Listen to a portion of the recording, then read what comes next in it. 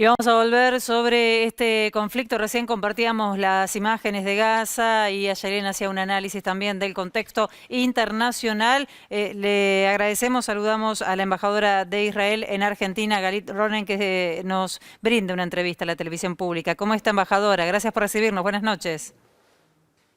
Buenas noches, shalom, shalom. Bueno, vemos con mucha preocupación, el mundo mira con mucha preocupación esta escalada de violencia en un conflicto que es histórico. ¿Qué nos puede contar?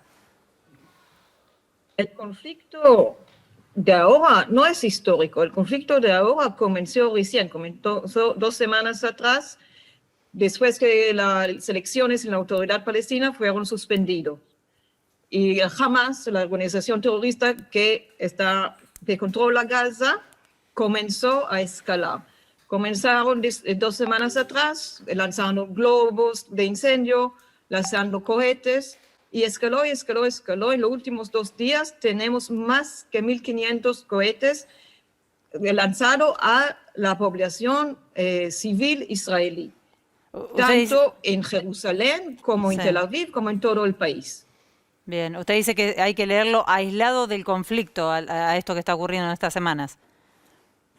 Mira, no es aislado del conflicto, es un capítulo más que tenemos que lamentablemente está en nombre de la organización terrorista Hamas. Embajadora, quería preguntarle cuál es la posición del gobierno israelí en relación a la decisión de la justicia de Israel de avanzar con el desalojo de familias palestinas en Jerusalén Este. Suspendemos justo sobre mira, nosotros sabemos que Hamas tiene la intención de escalar. Entonces nosotros hicimos todo lo que es posible para bajar el conflicto. Una de las cosas que hicimos es suspender esta justicia. También no reaccionamos frente a los cohetes primeros que lanzaron. Hemos prohibido a la entrada de los judíos para rezar en el monte de templo. Nosotros que creemos en la libertad de culto, prohibimos a los judíos que entran allá. También hubo un desfile de banderas que celebramos cada año, lo suspendemos. Hicimos todo lo que fue posible para evitar el conflicto, pero al fin y al cabo tenemos la responsabilidad de proteger a nuestros ciudadanos y es de lo que estamos haciendo. Embajadora, usted hace referencia a la escalada del conflicto que lo estamos viendo ahora a partir de los bombardeos y la respuesta también que ha tenido Hamas en territorio israelí, pero quiero ir un paso antes. ¿Qué es lo que pasó? ¿Qué lectura hace acerca de justamente esos gases lacrimógenos que tiraron al interior de la mezquita de Al-Aqsa cuando había fieles palestinos dentro de ese lugar? ¿Por qué lo hicieron? Digo, hasta ese momento no había este intercambio de cohetes de un lado al otro. ¿Qué es lo que pasó ahí? ¿Por qué esa reacción de la policía israelí?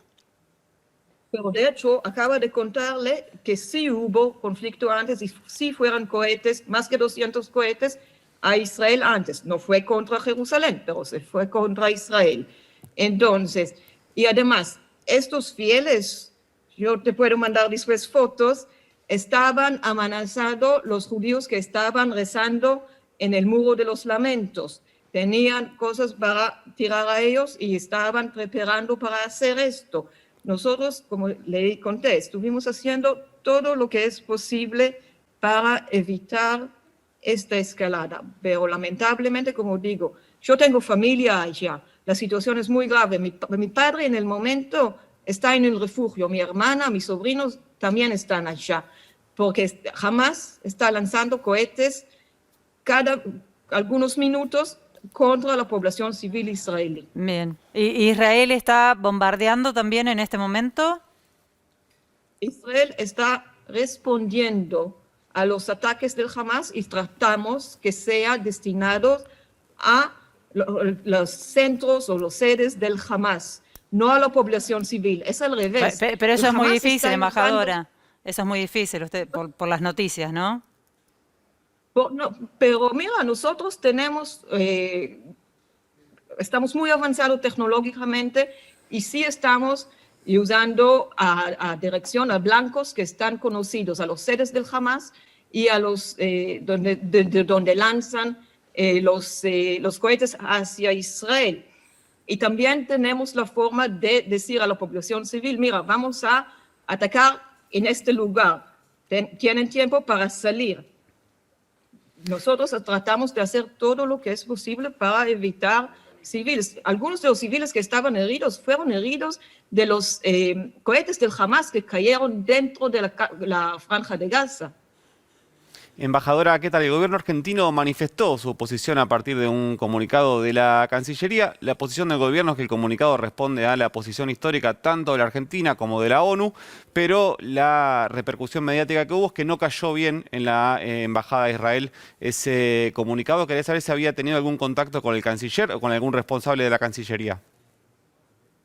No hubo ningún contacto oficial entre la embajada y el oficialismo argentino. La embajada sí piensa que este comunicado no refleja las buenas relaciones que hay entre Argentina e Israel, y estamos, como siempre, listos a dialogar, listos a dar la mano y listos a seguir trabajando con la Argentina para mejorar las relaciones entre los países, que de todas maneras están buenos. Embajadora, ¿cómo piensa Israel desescalar este conflicto, contribuir para que eso suceda? ¿Están hablando con algún sector? Usted menciona Hamas, pero también está la OLP. ¿Hay algún tipo de comunicación, de intercambio con algún sector de Palestina? ¿O están, no sé, pensando en algún mediador? Puede ser Estados Unidos, Egipto, Jordania. ¿Qué evaluación hacen? Para parar este conflicto, lo único que tiene que pasar es que Hamas para de lanzar cohetes a la población civil israelí. Si ellos paran de lanzar cohetes contra la población civil, nosotros no tenemos que responder. Lo que estamos haciendo nosotros es responder a los cohetes de la organización terrorista Hamas. Si el Hamas para, nosotros también no tenemos ninguna cosa para responder, y ahí podemos volver a nuestra vida normal y de paz. Nadie quiere vivir con esta violencia. ¿Y tienen pensado frenar las políticas también de desalojos a familias palestinas en territorio, por ejemplo, en Jerusalén? Pero no estamos haciendo señora. Ahí está una justicia y hay un proceso largo y hay un proceso, somos democráticos, ¿no? Todos tienen su derecho frente a la ley. Entonces, estamos no estamos contra la ley. Si hay una decisión de la Corte Suprema, lo vamos a respetar, sea lo que sea. La última, esa decisión de la Corte Suprema, ¿para cuándo la tienen prevista? Porque la suspendieron el día domingo. ¿Cuándo sería esa resolución? No sé, nosotros lo suspendemos, justo como le dije antes, para bajar el conflicto. Entonces, no sé cuándo lo vamos a retomar. Embajadora, le agradecemos su tiempo. La saludamos desde la televisión pública. Gracias. Shalom, shalom. Saludar al embajador palestino en Argentina, Husni Abdel Wahed. ¿Cómo está, embajador? Le agradecemos muchísimo su tiempo. Lo saludamos desde la televisión pública.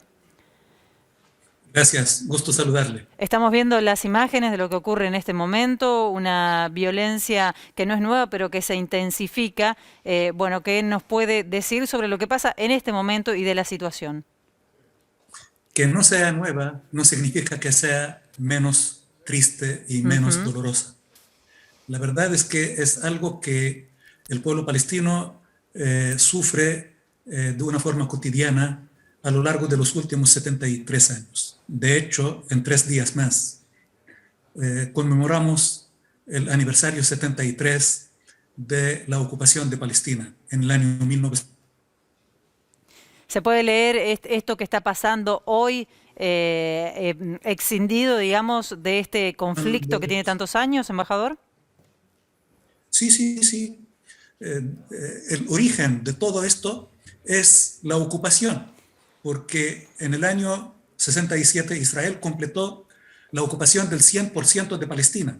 Hoy, Palestina entera, la Palestina histórica, está ocupada por Israel. El pueblo palestino entero, bajo ocupación israelí, está siendo castigado diariamente. Lamentablemente, en los medios de comunicación solo se acuerdan cuando hay una confrontación de gran escala como la que está ocurriendo hoy. Pero entre dos grandes ríos de sangre, como que esto pasa al olvido, y este goteo de derramamiento de sangre palestina de todos los días pasa desapercibida. No hay un solo día en Palestina que no haya víctimas palestinas de la política israelí, que hoy, a diferencia de ayer, en esta situación, que son los ciudadanos israelíes de origen palestino, que luego de 73 años de discriminación por ley, la discriminación es por ley.